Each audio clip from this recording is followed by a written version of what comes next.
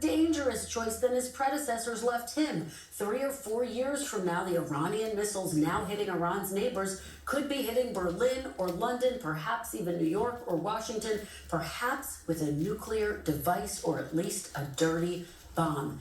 Do you agree with Boyce's assessment that the threat from Iran needed to be dealt with now? I certainly concur that Iran is a terrible actor, that it engages in state-sponsored terrorism.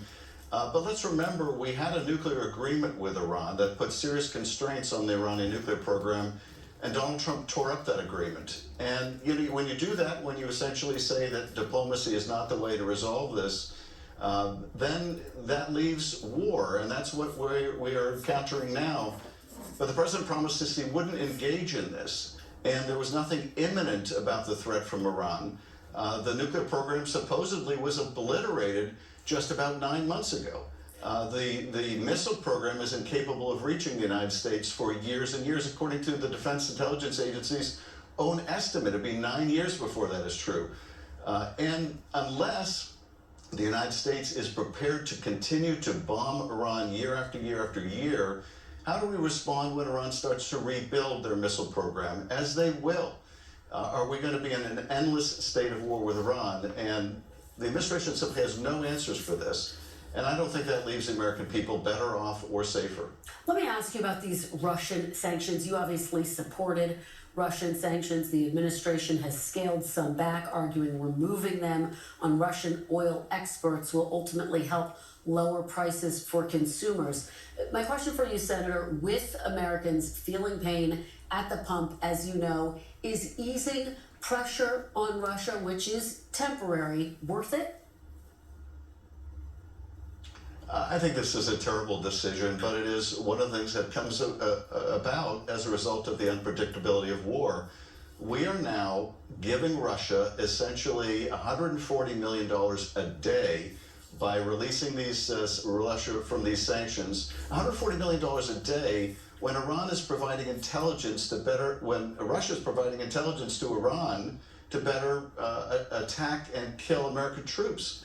And you're darn right when you ask the secretary about this. It is rewarding Russia, and it is punishing Ukraine. And for the president, when he's criticized about lifting the sanctions on Russia, to somehow turn around and blame Zelensky, blame Ukraine. No, Russia is the problem here, and we are enriching our adversary Russia at Ukraine's expense because the administration didn't properly foresee how much this war with Iran was going to raise oil prices and gas prices for Americans. So terrible and tragic decision, which only empowers Russia to make war more fully against Ukraine. Couple more questions here, Senator. I want to talk about the cost of the war. It's cost more than $11 billion in its first 6 days. Now, some of your Senate Democratic colleagues have said they are open to reviewing requests for additional funds, arguing it may be necessary for overall military readiness. Would you consider voting for or approving more funding for the military during this conflict? No, the military has all the funding it needs for this conflict, unless this conflict goes on for years. There was an extra $150 billion for the military in the big ugly bill that passed last year. So the Pentagon has all the resources that it can use in the current conflict. Now, the future is something different, and we'll have to figure out what the future needs of the military are because we're depleting so many of the stocks of the military, another huge cost of the war. But let's think about what is being lost right now, and that is all of these billions, this $11 billion just within the first few days. That's money that could have gone into new hospitals and new schools. It could have gone into healthcare for people. It could have gone into meeting the needs of the American people. A hospital costs about $100 million. That means that if we're spending $1 billion a day in Iran, we're effectively dropping 10 hospitals a day on Iran and destroying the potential we would have had to make that kind of investment in our country. That's money we're never going to get back. So the Pentagon doesn't need more money right now for this war.